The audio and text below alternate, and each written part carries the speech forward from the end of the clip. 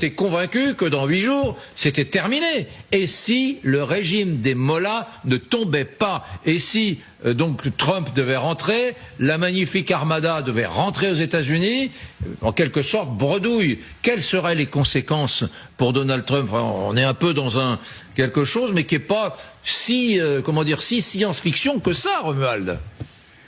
Écoutez, non, je ne pense pas que ce soit science-fiction, et je pense que nous allons assister à une pirouette à la vénézuélienne de la part de Donald Trump. Il s'est lui-même piégé dans cette affaire iranienne, et il n'a pas suivi les conseils de son entourage, du Pentagone. Il a voulu absolument obtenir un deal qui, à terme, de toute façon, n'aurait pas pu être aussi bon que le deal de 2015 qu'il a lui-même jeté à la poubelle. Il a déployé une armada du jamais vu depuis 2003.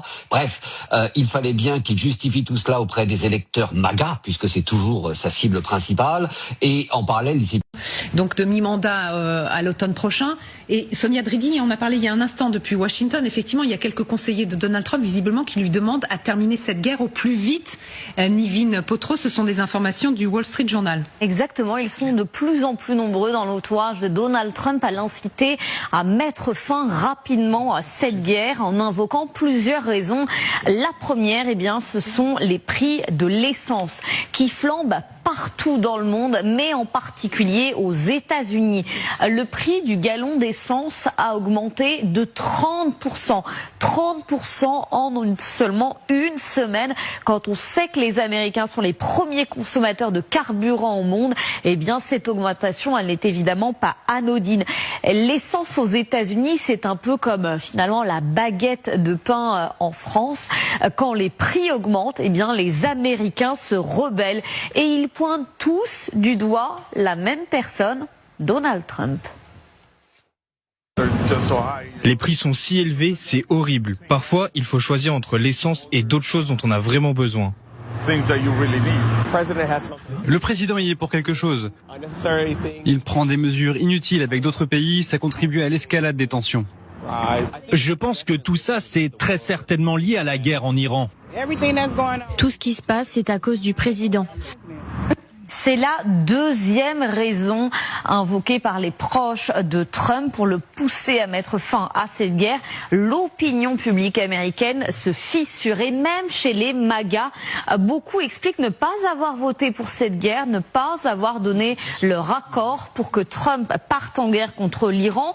Selon les instituts de sondage, entre 60 à 70% des Américains sont opposés à cette guerre, et c'est un électeur républicain sur 2 qui désapprouve l'action militaire américaine en Iran.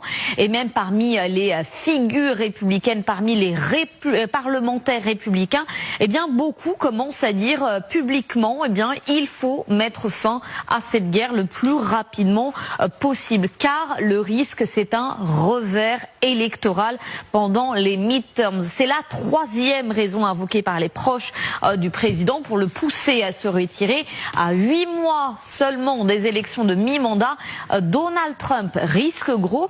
Il pourrait perdre la Chambre des représentants, mais aussi le Sénat, voire même faire l'objet d'une procédure d'impeachment, de destitution, si cette guerre s'enlise, mais surtout si les pertes américaines sur le terrain s'accumulent, le nombre de soldats tués notamment en Iran.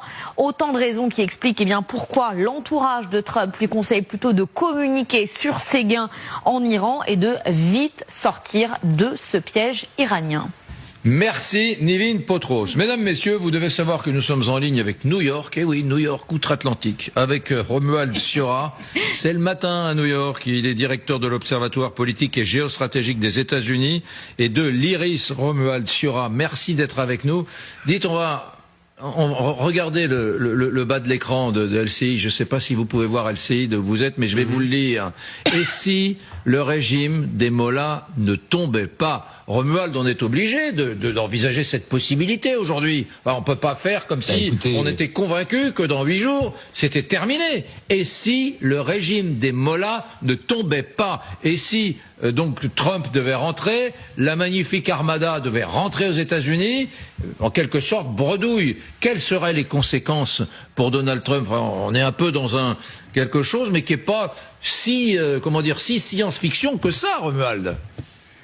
Écoutez, non, je ne pense pas que ce soit science-fiction, et je pense que nous allons assister à une pirouette à la vénézuélienne de la part de Donald Trump. Il s'est lui-même piégé dans cette affaire iranienne, et il n'a pas suivi les conseils de son entourage, du Pentagone. Il a voulu absolument obtenir un deal qui, à terme, de toute façon, n'aurait pas pu être aussi bon que le deal de 2015 qu'il a lui-même jeté à la poubelle. Il a déployé une armada du jamais vu depuis 2003. Bref, il fallait bien qu'il justifie tout cela auprès des électeurs MAGA, puisque c'est toujours sa cible principale, et en parallèle il s'est pris une gifle le 20 février dernier de la part de la Cour suprême, humilié à la maison, humilié à l'extérieur. Bref, il fallait qu'il prouve qu'il était le boss.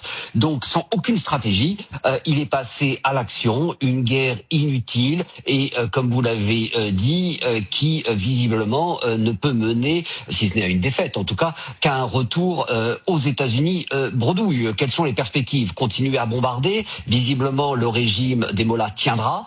Il faudrait donc déployer des troupes au sol, et là c'est évidemment une perspective qui ne peut pas être réaliste. Il y a déjà eu, comme vous l'avez dit, de nombreuses pertes, plusieurs pertes de soldats américains. Si celles-ci continuent à augmenter, cela va être catastrophique. Donc je m'attends personnellement à voir Trump, et d'ailleurs il l'a amorcé hier, à nous faire, comme je disais, une pirouette à la vénézuélienne du style j'ai obtenu ce que je voulais, l'Iran me mange dans la main, nous avons accès au pétrole, nous avons le deal du siècle, c'est formidable, maintenant on arrête la guerre et on passe à autre chose. Effectivement, comme cela a été très bien dit par l'une de vos invités, nous sommes à quelques mois des midterms. Bon, celle-ci, de toute façon, s'annonce perdue d'avance. Il était quasiment certain que le président perdrait la Chambre. Mais ça, c'est un petit peu une tradition pour le pays, le parti au pouvoir aux États-Unis avec les midterms. Mais n'oublions pas que l'objectif de Vance et de Trump était probablement de contester le résultat de ces élections. Si l'hémorragie électorale est, s'il s'agit d'une hémorragie, s'il ne s'agit plus de quelques sièges perdus à la Chambre, mais de dizaines, voire d'une centaine de sièges, le Sénat perdu, il sera beaucoup plus difficile pour eux de contester. Donc Trump a tout intérêt aujourd'hui à faire machine arrière, puisqu'il il fonce vers le mur. Le pétrole, l'essence augmente. Ses électeurs se sentent floués par un président qui avait promis de ne pas entraîner le pays dans une de ces guerres style Irak, Iran. Et donc, je suis convaincu que d'ici quelques heures, quelques jours, une semaine, 10 jours au plus tard, Trump va nous annoncer qu'il a obtenu ce qu'il voulait et crier victoire. Nous n'avons pas peur d'eux.